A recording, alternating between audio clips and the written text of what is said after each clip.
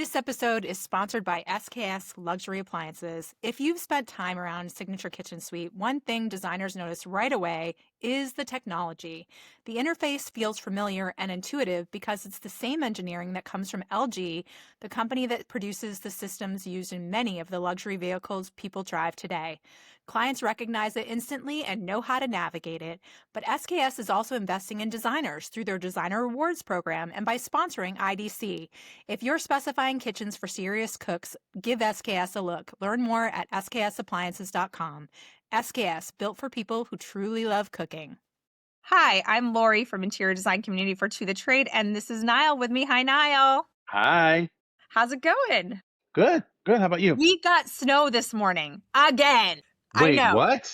It's crazy. It's been snowing all morning. We've gotten probably, I want to say, Well, I can see it out the window. an That's inch already. insane. I know. We're like, what is this? Why? We're in New Hampshire. So it's not But sticking on the roads, but it is sticking on the driveway and all the fun things. So it'll be melted by tomorrow. But geez, I'm just so over it. My tulips were already coming up. I'm like seeing the end of the tunnel and I'm back at it. I think they were predicting it for Philly too, honestly. Some like late this week when we were away on spring break in Vegas, that we got that word and we're like, do we go back home or do Do we we? stay Do here? we? And we have Jill Erwin with us. We're so excited because Jill and I have known each other a long time, part of interior design community, since pretty much one of the beginning members. So, Jill, just let everybody know who you are and explain your business a little bit. Sure. Well, my name is Jill Erwin, and I have just rebranded as Yay! just Jill Home. And the reason being, I just hit 20 years in business. Wow, So congratulations. Yeah. thank you very Woo-hoo. much. Yeah, I know. Woohoo! I made it. In a business that can be sometimes hard, especially when I started back in 2006. That was one of the worst times you could possibly start, but Yes. I made it through. And so now I'm not gonna lie, I'm pretty full of confidence right now. And I know who I am, and I'm confident in the person and the work that I do now. So, needless to say, bring it on. Yes. I love it. Nice. I love it. Nice. I think that is something that I was just on a podcast a while ago and someone asked, I was the guest, which was weird, was weird, but someone asked me if what I thought interior design community was. And I really think that's the key is that we want to get people to that moment of knowing who you are, what your position is in the community and what you're doing and making a profitable business faster. That's ultimately what IDC is all about is trying to get people there so that they can charge what they need to charge to make a living. And it's like we can so honestly get that pushback. Creatives get it all the time. It's not just designers, like artists who are told like, oh, can't you just do it for free? Or that's so pretty. Can I just have it, as a gift? And it's like, no, You can't. you care about me. Do you want me to be able to pay my own bills too? Like even friends and family. I tell designers all the time, your friends and family being your first clients, that's great, but they should be paying. Like, if they're your friends and family, don't they have more vested interest in you being able to pay your bills than anyone else? I mean, you'd hope that they would want to support you. When I go to my sister's restaurant, which is often, I pay full price and I would never want to pay less than full price because I'm supporting her business. In fact, I overtip, I overdo because I'm supporting her. That's what I want is to be supporting her. So I love that you said that because but it shouldn't take 20 years to get there, right? You got that right. Yeah. So what was a big lesson that you learned along the way that got you there, that got you the moment that where you're like, I love my work. I know who I am. I know what I want to do. What got you there? Well, I hate to admit this for the younger designers because really experience. Yeah. Yeah. Until you've worked it and you know what you're dealing with. Can't really know until you know. Yeah. So life experience is definitely one. And I admit I have played around with my numbers and I have played around with those. Oh, sure, I'll do this for you. But you know what? what does that say about me? I'm giving away my education, my experience, and I'm done with that. No Yeah. more.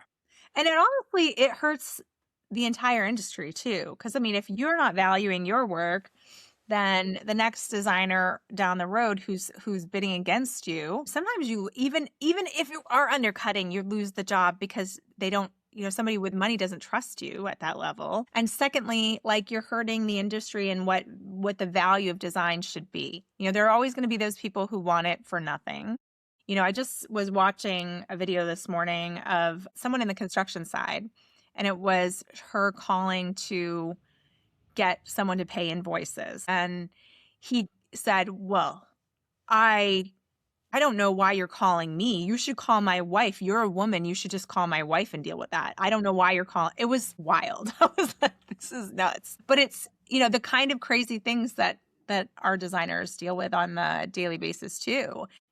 Part of my immediate thought was, why did you let $127,000 be past due? Why did you not stop work before that needed to be collected? Like, you should not be doing the work until you can't let 8 invoices totaling $127,000 collect. You should stop work if you're not being paid. You should not be outpouring any money for product until it's been paid to you.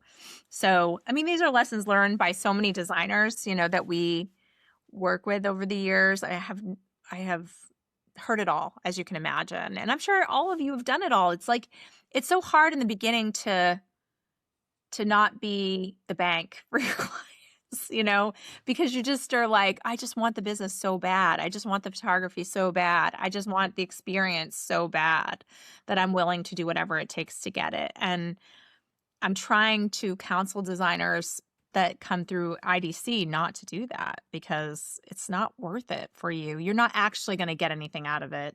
There's all these little carrot opportunities, I call them, where they're like, if you do this, you'll get this. And how often does that even ever happen? How often do you actually get the big extra projects that they're promising, or they're going to send you 1 million referrals, or they're going to help you in some big way? How much, it never happens. It never actually comes into fruition. It's very, very rare that someone gives you that carrot and then it actually ends up actually helping you down the road. So I love that you are sticking to your guns. I love it. I love Not it. gonna lie, it took a long time for me to be that way, but Yeah.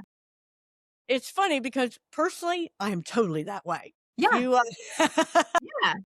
but when it comes to, your work, like you just said, you want to please others. You want Yeah. to get your foot in the door. When you do that, I found that it actually did hurt me, Yeah. because people do think, oh, well, I can just ask her and she'll come over. With many like friends, and it's hard. As a matter of fact, I try not to work with many people that I do know now, which is kind Yeah. of hard because I think, I know a lot of people, Yeah. but still, one of the things I love is meeting new people and hearing their story, because to me, that's what I enjoy Yeah. and what I love giving back to the client.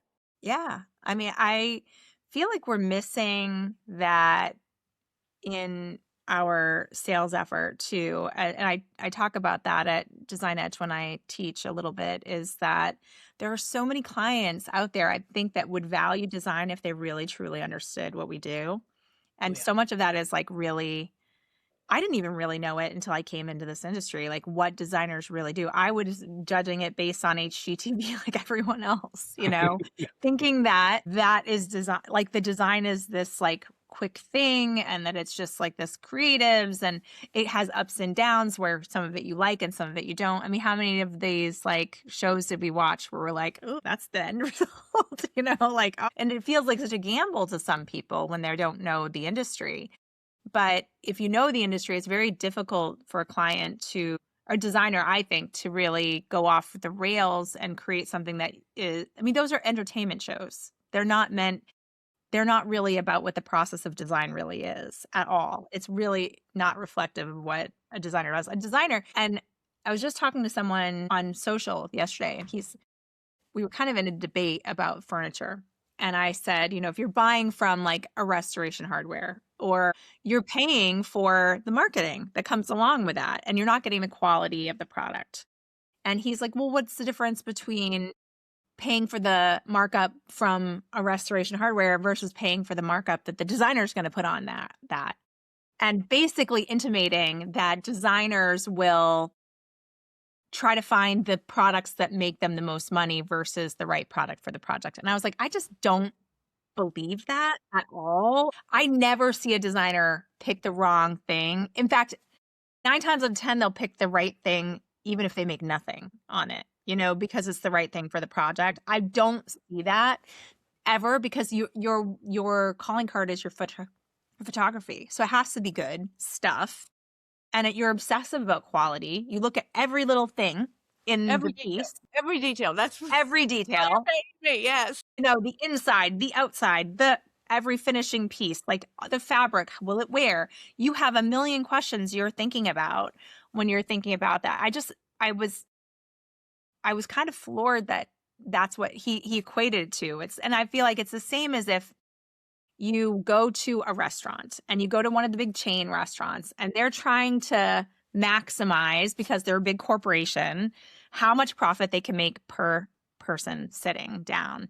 And because of that, they have this big buying power, and they make sure that they're buying garlic at the cheapest price possible. They're buying pasta at the cheapest price possible.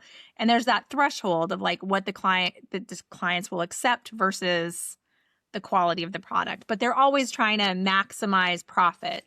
Whereas you go to a little hole in the wall, kind of like family owned high-end restaurant, everything is about quality and experience, and they charge appropriately for that quality and experience. And you're getting more for your value, because you're not everything has been value engineered to make the most profit out of everything that you're trying there. And that's not to say that there isn't a model where that person who's trying to obviously have a small business isn't trying to make money. Obviously they are. Everyone is in a business to make money and to support themselves. But like, wouldn't you rather give to that person who is like, it's going directly to a family, it's going directly to a person, than someone who's just value engineered an experience for you at the cheapest price cost of products to give you the minimum that you would accept that pricing structure? I mean, I just don't get it. I don't understand why anyone would argue with that. It just seems so crazy to me. But I think we have a lot to do as far as a community of people to teach what it is still. Do you get frustrated with that? Do you both get frustrated with that? Totally, Laurie. I tell you, that's one of the reasons why, I'm so into everything that you write on social media and the IDC, because first of all, I love your humor. I'll say that. But because you kind of have to have a good sense of humor and a strong backbone, I tell you what, in this industry, and support. That's one thing that you and I have spoken about that I don't feel like we have much. We do have a lot more than we did 20 years ago. Sure. I tell you what, it was pretty cutthroat when I started. I was after you started. So I came in around 2012. I feel the same way. I think that the stories I've heard were brutal. They were really brutal, like on how people would treat each other, how designers would treat other designers. Yes. It was And bad. really bad. And I'm from Richmond, Virginia, born and raised. So I'm a Southern girl, and feel like when I talk to people, I don't know, feel like I'm a kind person, and when I ask you something, you should tell me the answer and tell me straight. Tell it to me straight. But back in those days, I feel like I would join certain groups, networking groups, but everybody would be like, give me some like, oh, she's just a little girl. She doesn't know what she's doing. I'm not going to help her. And that was tough. It was Yeah. Yeah. really tough. Yeah. And so I went and I interned a few places, and I had a wonderful lady that I worked with, and she goes to my church, and we still speak often. And it's wonderful when you have somebody that will build you up and give you that confidence, because when you're just getting out of college, first of all, you do think you own the world and you are, have that confidence. But once you get out there and you start realizing, maybe I don't have it. Yeah, yeah. I can absolutely see how that can happen. And it takes your like all that power that an enthusiasm that a new person in the industry has. And instead of treating it like a little seedling that we have to like water and protect and get it to flourish, we're trying to stomp it out to see if it can survive. I mean, we would be so much better off if we would be flourishing those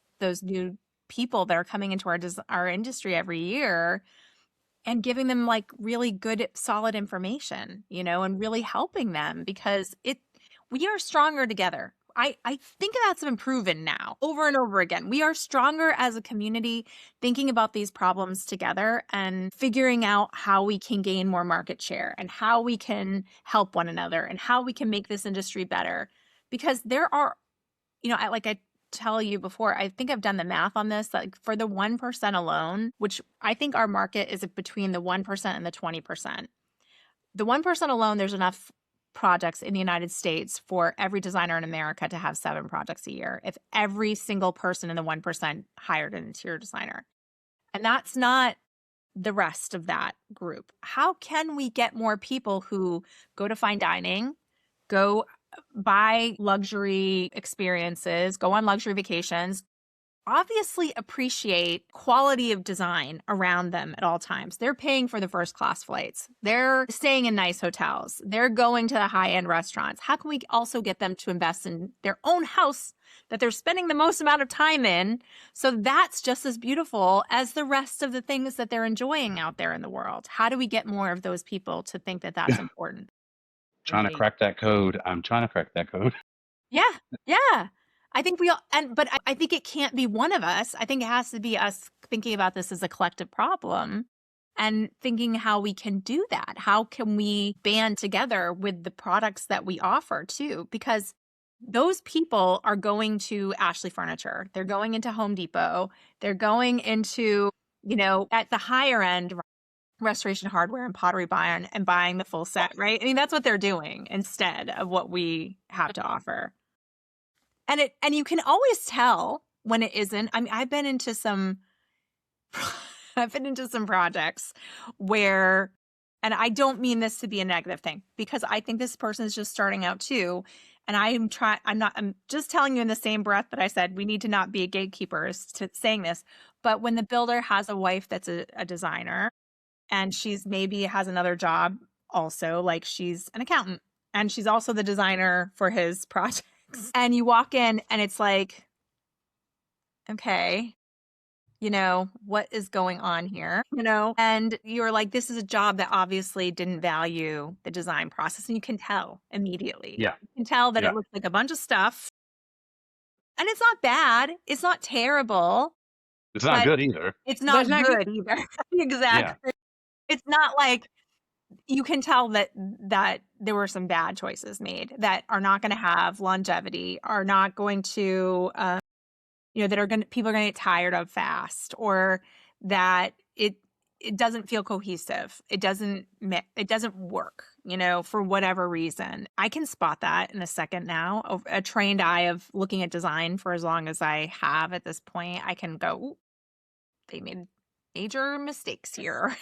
There's a million of them. And I feel like that's another thing that designers are doing every day is you're making it so the clients that are buying from you, that design lasts longer for them, that it's worth more money when they sell the home, and that's one of the things that I'm like, a sticking point for me with designers is like, you're giving away your own equity in your life. When you give a discount, when you break that price down, when you don't charge what you should be charging, you're giving your own equity, the money that could go in your retirement account, the money that could be paying off your mortgage earlier, sending your kids to a better school, whatever that might be, you're giving that away to your client. Because at the back end of it, you're doing this, you're killing yourself. You're doing so much work, working 17-hour days. And that's staying at that they own that now. At the end of it, you don't own that house. And it becomes part of their investment portfolio of products and that, I mean, of investments that they can sell down the road. And I would love to, as a study, track it. I would love to like get a bunch of designers and start tracking. I've tracked it on a small level, but I'd like to expand it where we like look at projects over the last 10 years and how much value the designer monetarily the designers have made for their clients. Because I've seen a whole lot of houses sell like fully furnished that designers did, for sure. or like sell in one day, or I hear the Yeah. stories over and over again. Like it sold fully furnished one day. You know, that's used furniture. You know what I mean? That's how good that designer was, that it sold fully. If it sells fully furnished, you know, that designer did an amazing job, because who's really buying used furniture out there for those prices? You know what I mean? Yeah. Or even if it doesn't sell fully furnished, it just sells. Yeah. You know, there's It's multiple in of the it sells same in a home. 24-hour period It's too. Like, yeah, yeah. And it helps because the client can walk in and see, oh my gosh, I can see the vision, or I can see myself here. And even if it's not their taste, it's just yeah. put together so beautifully that it Sure. helps to make the choice. Yeah. Yeah, I could tell. So we bought a house that was designed. I'm not a designer, as you know. So we bought a house that was designed, and I could tell it was professionally designed the moment I walked in. I was like, and I have friends that their houses cost more than mine, or they are cost about the same as mine. And they come over and they're like, you have the nice, you have the nicest house. And I always tell them, it's like, I just have a good eye for design because of what I watched with you. And it's not like I am doing this. It's just that I can spot it. I can spot when someone put that time and effort into these thoughtful little decisions. You guys are just amazing to me. You know, you always are thinking like the next Always. level. And that's the thing I don't think people know that you do, is like you're playing chess in this way that is, you're thinking about 5 steps ahead of a normal human being. Is what I I have a funny story, if I may share. Yeah, go ahead. So I have a 21-year-old daughter getting ready to graduate from James Madison University. And Congratulations. oh, well, thank you. Congratulations. I know. I'm very, very proud of her. But here recently, I was there visiting for the Red Dress Gala. It was so funny because she took me over to some of her friends' house that I have known since, really grammar school. But when I walked in, because I've seen them progress from the dorm to I'm talking boys, to the fraternity houses, and now to their own homes. And I walk in, and I'm not gonna lie, within usually the first 30 seconds, 60 seconds, I have rearranged the whole house, a whole room. I had, oh gosh, I really want to tell them. I can't stand it. You know what? My daughter Grace can see it when I'm doing it. I'm like scanning the room, and I love and it. I so love it. they had a sectional, which I'm just gonna say it. I'm not a fan of sectionals. I never have been, because when you have a sectional, it's like one way, the only way, and that's it. It's like the love seat. What do you do with it when you don't have the 3 pieces? I just don't like. So, but this one, sometimes you can maneuver them and do different things. So when I walked in and I saw that L-shaped sectional, I said, and Grace said, "What are you thinking, mommy? What do you want to do?" So luckily I know the boy, and I said, "Listen, I'm sorry, but I just got to say it. You need to turn this sectional on the other side and put it in the corner of the room so that you can have all this free space for you to stand, because we're standing there in a narrow walkway from the doorway. I'm like, you've got 10 people standing right here. Just think if you had the whole room and then the sectional was on this side." And he was like, "Oh my gosh, wow, I never would have thought about that, Yeah. I'm Yeah. like, "Well, do it." That is you are telling the story that, I mean, that's exactly what I think interior designers do. They're thinking how you use the space. They're not, the pieces come later, right? In your thought process. If you're starting in a project and you're looking at the walls and the space plan, like this is the layout of the rooms, the very first thing you're thinking is how people are navigating that space. Isn't that right? For sure. Yeah, it's not about the furniture. It's not about the colors. It's not about the style direction. It's like, okay, how do you, from the moment you wake up to the moment you go to bed, how does that client navigate the space? Like, and it's different, right? For each client. Like, I'm not a coffee drinker. My husband is.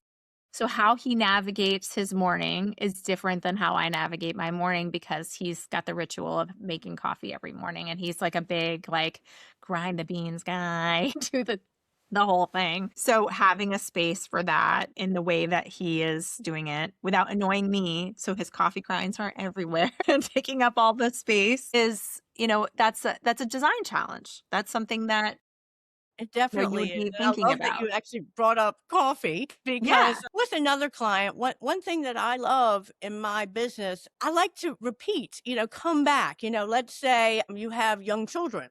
Well, here recently, like last year, it was nothing but repeat clients for me. And I it love that. warmed my heart to say. And so with that being said, though, when we started 15 years ago, she had 3 young boys, but now they are all graduating from college, and now it's empty nest time. Yeah. So now it's time for them. So I'm like, okay, Yeah. let's get back in and let's think about you, not them, not anybody else, but you and what makes you happy. So you talked about coffee; they're big coffee drinkers. And so what I did, I throughout their kitchen, we redid their kitchen. And you know what? I used their existing cabinetry. It was still good wood. I mean, the bones of it was great. So I just repainted it and we redid the backsplash and whatnot. But they had this whole just blah wall off to the side. Nothing on it, nothing being used. And I thought, how about we create a little coffee station for you? So that's what I did. And I went to my cabinet makers and we did, it was a white kitchen, but since this was off to the side, I brought in a little bit of navy blue. Oh, I And like so it. it looked so good. Yes, indeed. Oh, And we wow. did navy blue cabinetry with an opening where I had their Keurig. I had pull out drawers for those little things that you put in the K cup Odd, yeah. and all the things that they wanted. And then also, I even incorporated like a little, what do you call it? A bistro table right in front because I wanted to make it kind of like a coffee house or, a little Starbucks in their home and a place where they can retreat, drink their morning coffee, and take a breath. Yeah.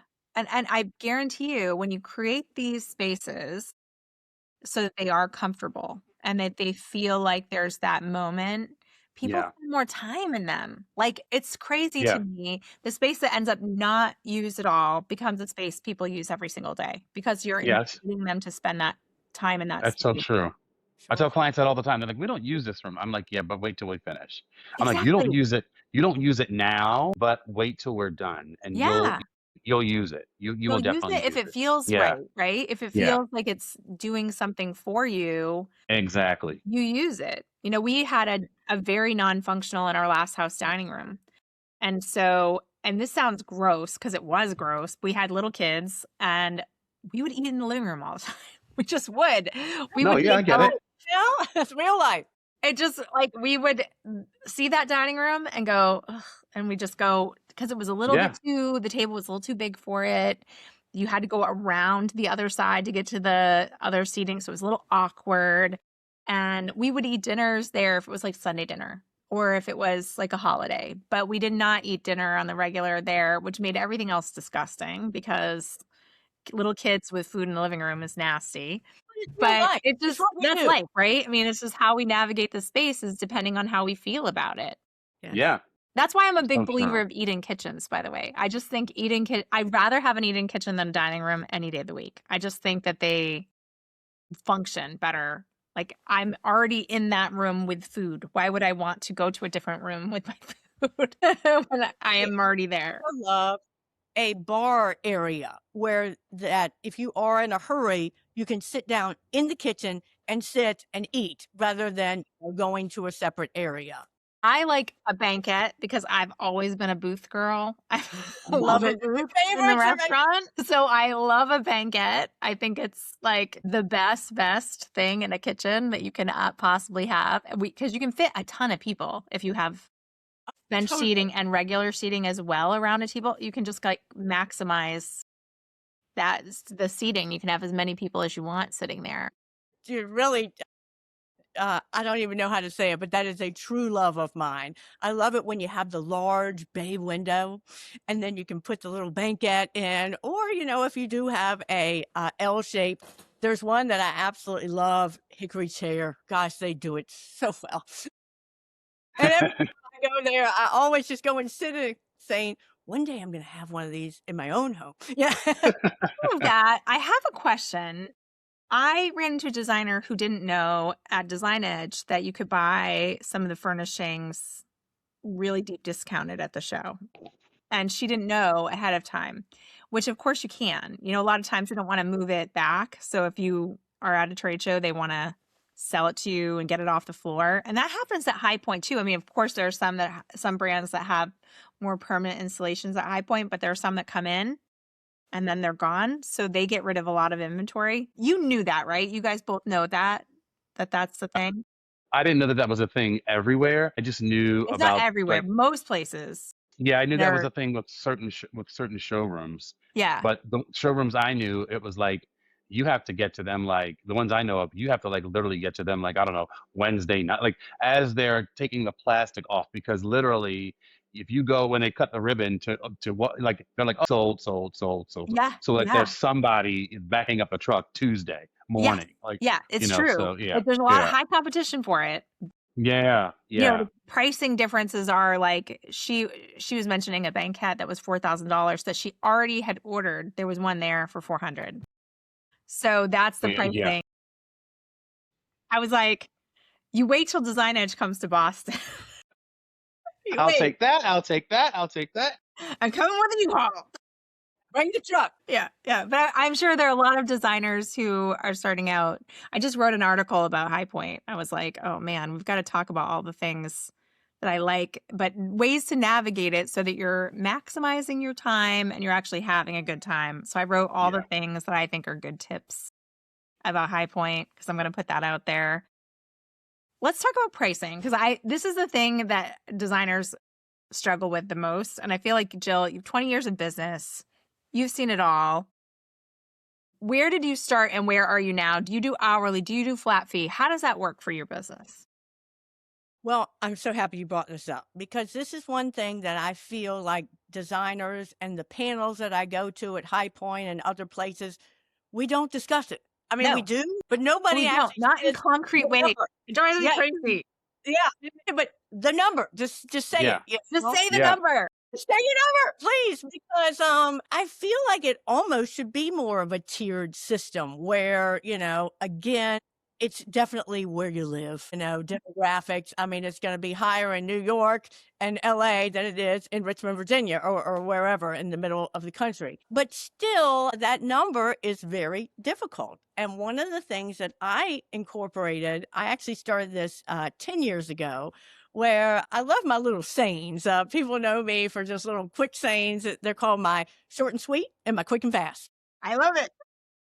And the reason why I started this was because, you mentioned those clients that just you take and you're like, I don't know, I'm getting a bad feeling, but I need the money. And so Yeah. Yeah. I do it.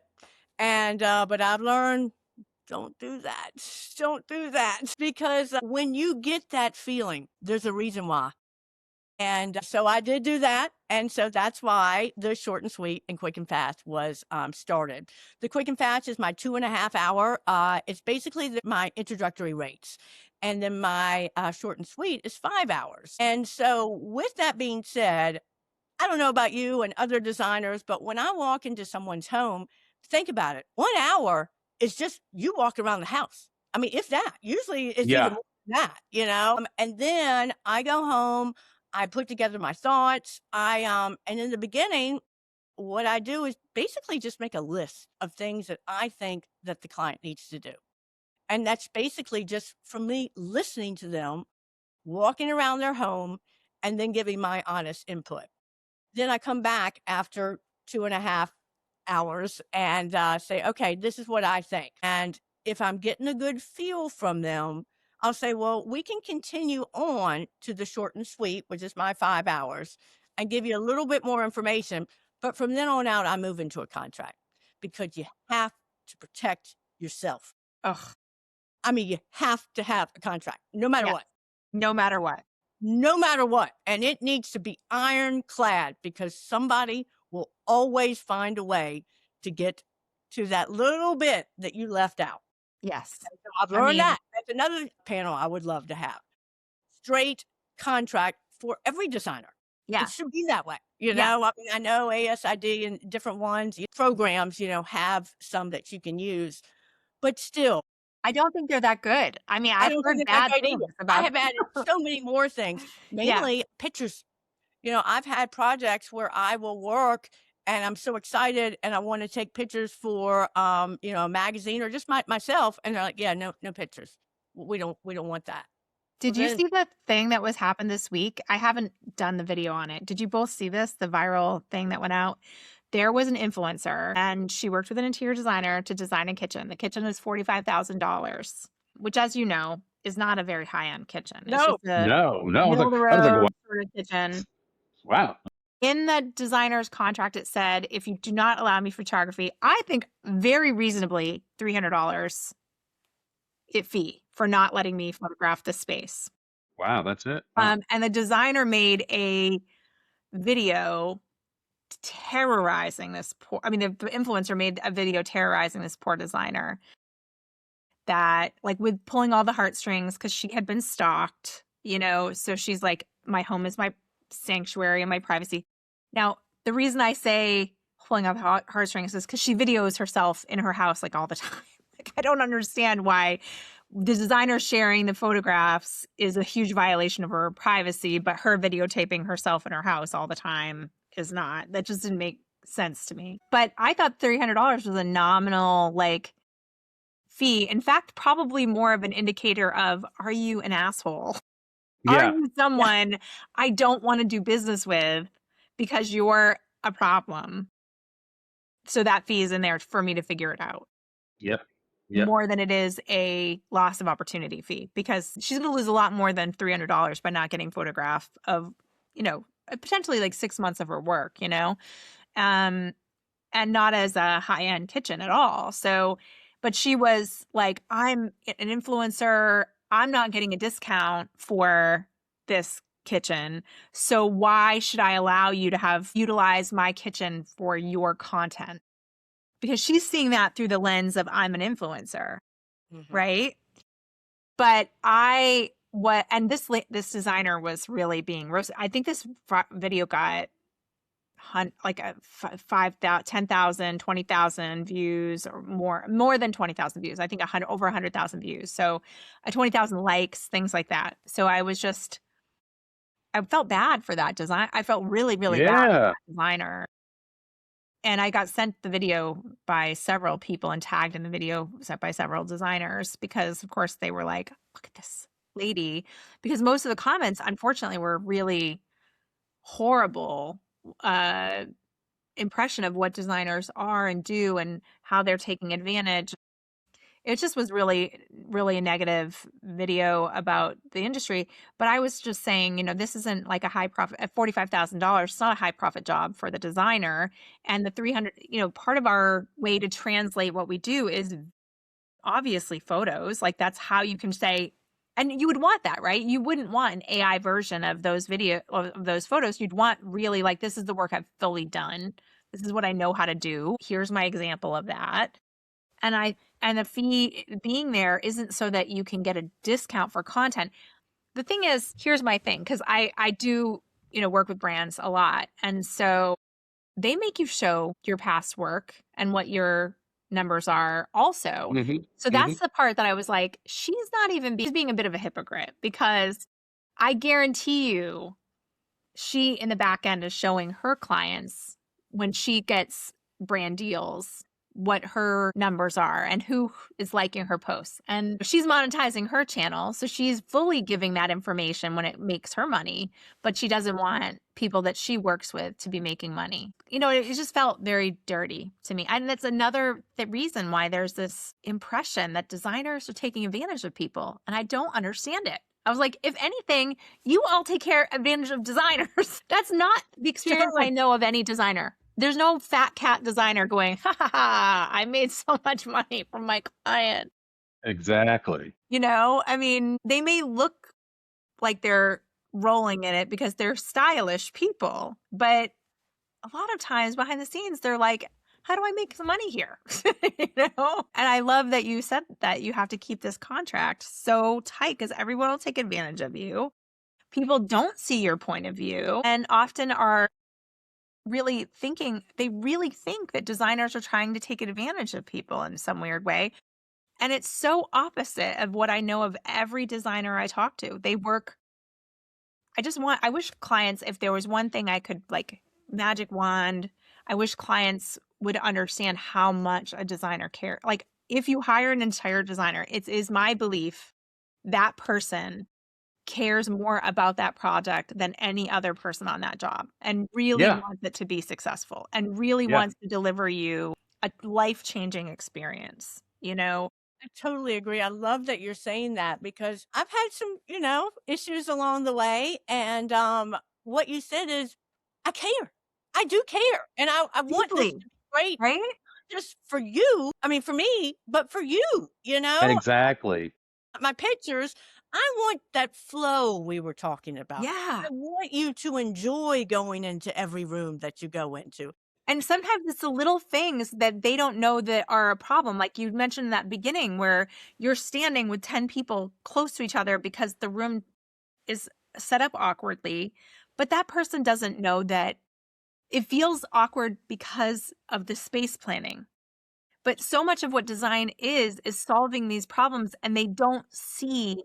I feel like people don't see what that is. Like I don't think they can put a price tag on when you walk through the space. Okay, now it's not a crowded weird area where you're like irritated because you design is a lot of things you don't see. That's what I think. Ultimately, it's 90. I think most people think design is like the beautiful sofa, the rug, the fabrics, the drapes, like all those things. But I think design is when you walk by a table and it doesn't hit your hip, oh, you're not going to the side to try to squeeze by it, or you are entertaining your people and everyone has a place to sit and has a place to put a drink. That's what design is. It's not the fabrics and everything. It's that the space is utilized in the best possible way for the way you live. That's what design is. I love So, that you're bringing that up because ugh, I love sharing. it's irritating to me. It's irritating to me, as you can tell, because I'm online all day long. So I hear all the shit that comes out of like people's mouths about it. And I'm just like,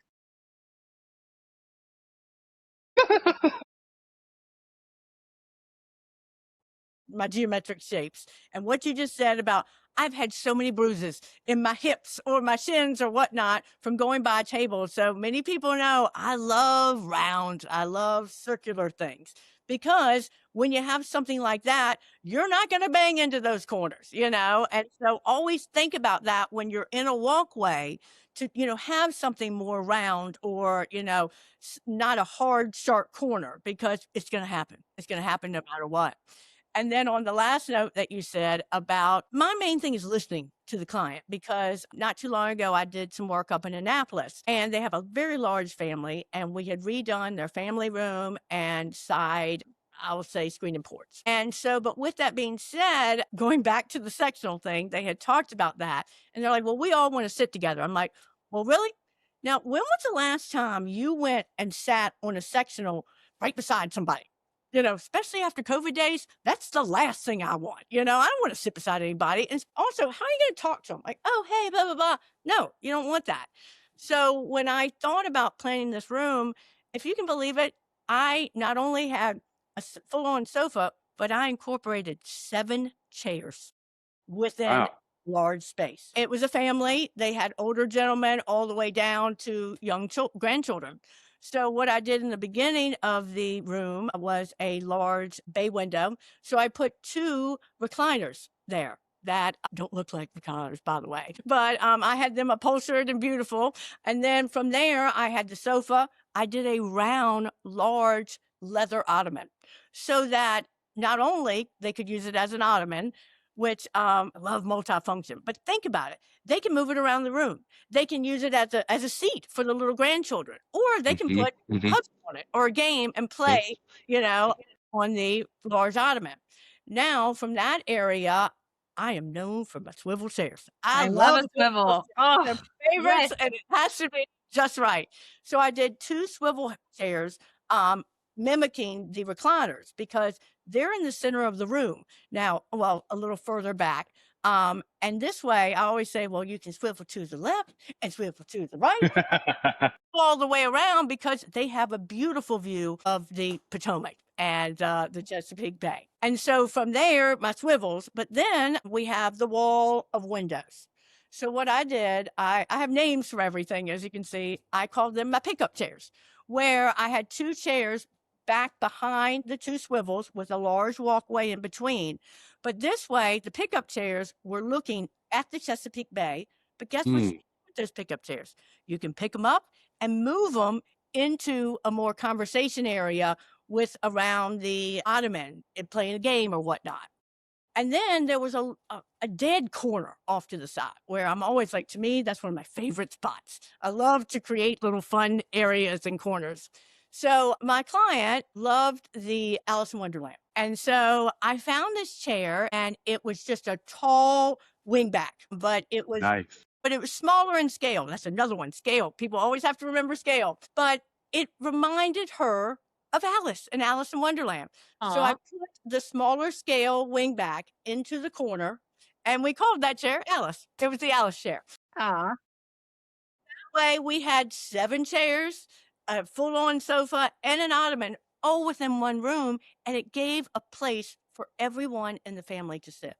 Like, I mean, that's what you've described exactly what designers are really thinking about. It's like, how many people are there? Are you going to be regularly having over? Can you sit everyone? Can everyone have a place to put something down, have a drink or whatever? Can they play a game? Can they engage as a family? And then as a result, they do. They do. We just had Easter. And so I just had my whole extended family at my house, Oh, yeah.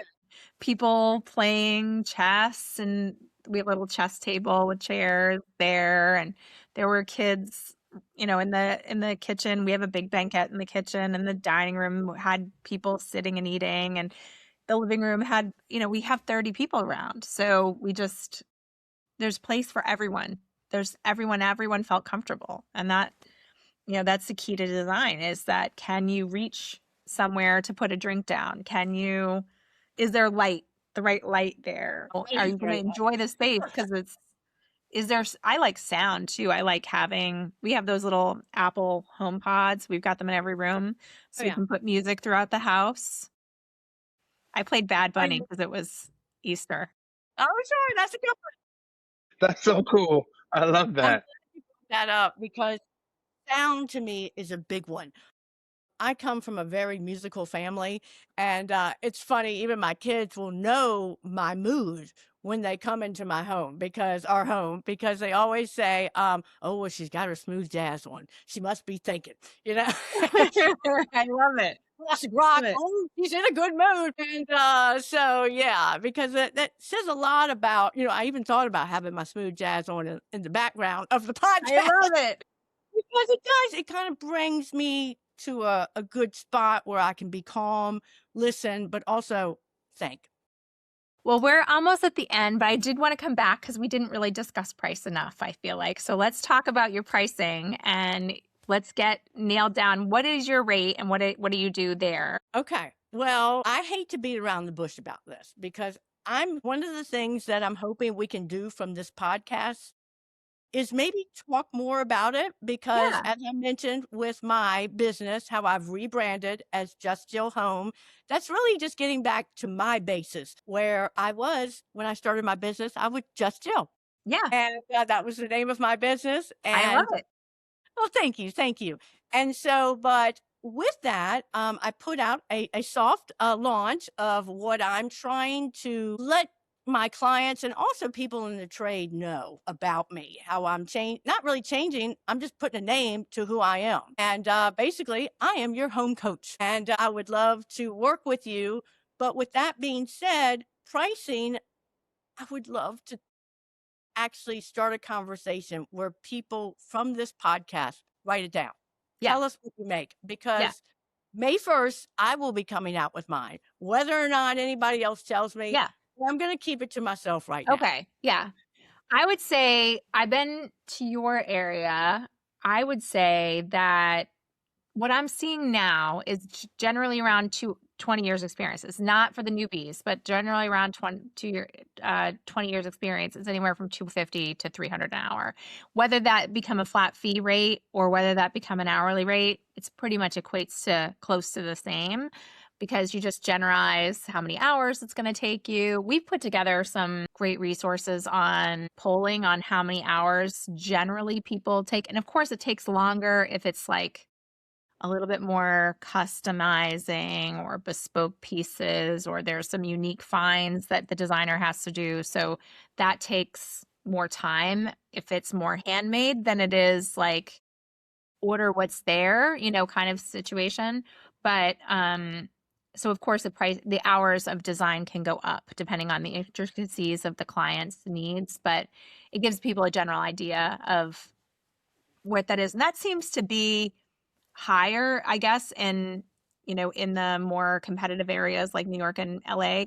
I've seen anything from 450 to even like 900 an hour Oh, in yeah. some of those areas, which is crazy. But I'm also seeing designers in your roles, like your principal designers, are as they expand taking more of a creative, being a creative director kind of position instead of just a designer for the More of firm. a project Because manager. yeah, project management, but also creative direction, so that your rate would be so high the client is okay with you having your staff work on things, because I think that's really, if they're going to get the Nile Johnson look, and Nile Johnson can't work on every little thing. Like, it would be a waste of Nile Johnson's time to do admin work or to go down to the receiver to take a picture of damage to get the return. Still, so Nile Johnson keeps his creative direction rate higher and then has people working for him at a lower at the medium firm rate, which is about, I find that's about 250 in your area for sure.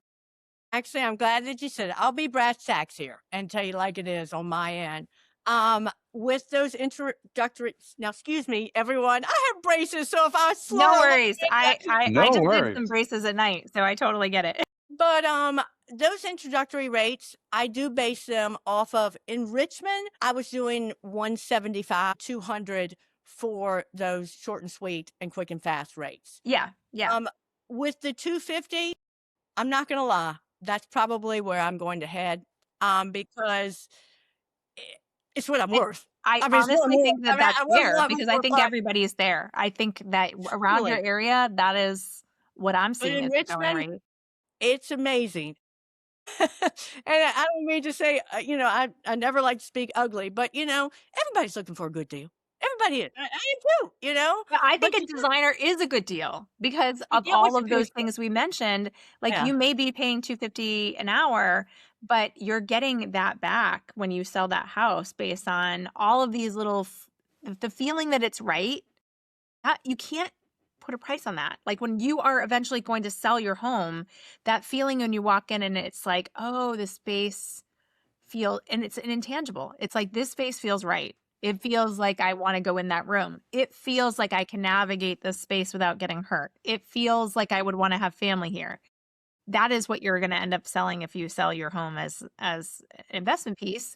And that's what they're going to feel if they've hired an interior designer. So they're going to get every bit of that money back. I guarantee them. And on that note, if I may say, another thing that I started doing after my short and sweet and quick and fast, going into that contract, it's more of a tiered level thing for me, where I like to, again, I've been doing it for so long, I know how much a project's gonna cost. I mean, let's just say, when you mentioned the 45,000 for a kitchen, I'm like, wow, Yeah, right? That's what I thought. you're I painting was the like, what cabinets, and you're wait, not doing, what cabinetry are they keeping gonna get? yeah, keeping the appliances and whatnot. So with that being said, what I like to do is just say, based on my experience, I'm just gonna say, let's say 100,000. Let's go with that. But I know what I'm gonna put into it, what I'm gonna do, and then I can factor in my amount without really, them particularly knowing it. But that's I do what experience right there. That's experience of knowing Yes, how long it's gonna take you to do what you need to do, knowing what your profits should look like, and knowing how long it's gonna take you to do that it project. really is, And you and I hate to can. say You can that for the tell. younger You and designers. Niall are both there. Yeah, I mean, we're here and we know, and so, like, I just know what goes into things, and I'll put certain numbers aside and be like, "Okay, well, this is what this is gonna be." And don't get me wrong, I will show every bit of it, you know? Yeah. We have to be an open book because Yes. they'll come back and say, "What's this? What's that?" Yeah. And, you have to be fully transparent, but also know your worth. Know your worth and Yeah. take any less Yes. because been there, done that, and once you start, people are always gonna think that's what you do. I agree. I agree. Well, with that, thank you so much, Jill. This has been so fantastic. Loved having you on the show. And Thank we'll make sure that this gets everywhere and everyone follows you because you're so fantastic. Well, thank you very much, and let's keep that talk up about those Yes. rates and help. I love Absolutely. it. Yes. Thank you. All right, thank you. Take care. Bye-bye. This episode is brought to you by Curry and Company. Designers, you know the moment. You walk into the room and the lighting stops you in your tracks. Chances are it might be Curry. Curry and Company has built its reputation on pieces that feel sculptural, collected, and timeless, from hand-finished chandeliers to statement lamps, furniture, and accessories. Their collection is top-notch. If you haven't explored their newest introductions, take a look. Visit curryandcompany.com